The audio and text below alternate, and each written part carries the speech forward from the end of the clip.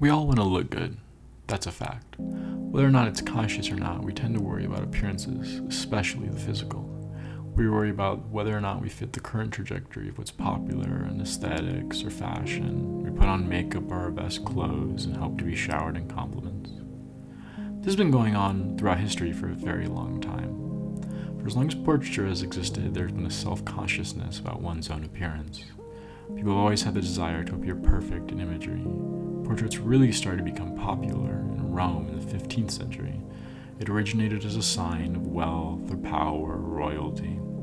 People often would have portraits made of them as a way of showing that they had become wealthy or married into the royal family, and wanted that legacy to exist beyond their own death, their own mortality. It became a way for them to create a sort of power in their name and their family's heritage, of stating that because there was an image of them, they were more important than you. In Italy, portraiture became a way of self-expression and defining one's person, especially in the 16th century. It was often considered more of a way to make a statement that one is their own individual, and that they wanted to be seen for themselves, who they are. Something that was interesting about this idea is that a lot of imagery of human beings before this was often of a religious context. Imagery of people often was a form of worshipping deities considered above the artist. So for this imagery to be now of normal people and focused on their individuality was a huge change. For it to be someone who just knew a painter other than Jesus or Mother Mary as a subject was a big deal. It made portraiture more accessible, and at the same time created the monster of self-consciousness regarding one's appearance that we now know today. The first photograph portrait wasn't until 1839, with the subject being Robert Cornelius. Soon after this, photographs became the next sign of one's wealth and power. If you're important enough to have your photograph taken, people wanted to know what you look like. This need to make one's appearance as aesthetically pleasing as possible is something that stayed with us through the ages. We took this idea as an expression of oneself to the extreme, starting to believe it's the only way to show that one has any value at all. Part of this idea comes from the connectivity of the world today. In the past, the only way you knew what someone looked like was through their portraiture, and if they weren't powerful enough to have one, that also gave information about them. Nowadays, people have access to images of everyone in their hands at all times. We have the ability at any point to look up how anyone looks, and in turn, make a judgment of how much more or less attractive we think they are than us. We have every chance to compare ourselves. In Communications of the ACM's 2020 piece, Editing Self-Image, they recounted some statistics of people's phone usage. They discussed the creation of the word selfie, which is really the modern world's portrait.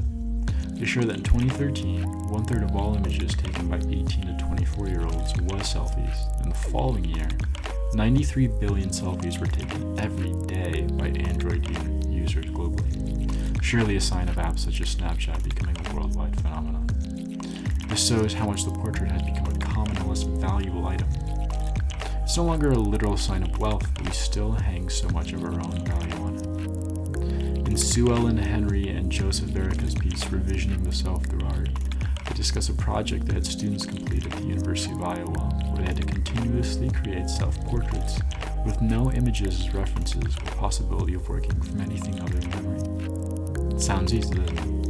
Well, the students found throughout the semester, they were continuously making themselves look worse and worse the more they would illustrate themselves. They found they were making up flaws in themselves that they didn't even have. This exists in a very different sense than perhaps the past. When a painting was made of someone in the 16th century, that was it. You couldn't go back and change it. People's appearances could only be changed by the artist, and it was up to one time's interpretation. Nowadays, you can edit any photo as long and as many times as you want. You have the ability to change your own appearance to whatever you would like it to be.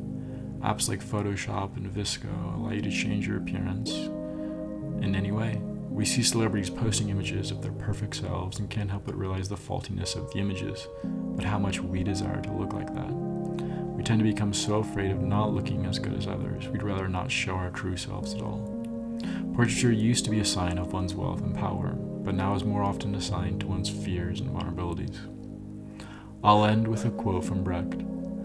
Art is not a mirror held up to reality, but a hammer with which to shape it.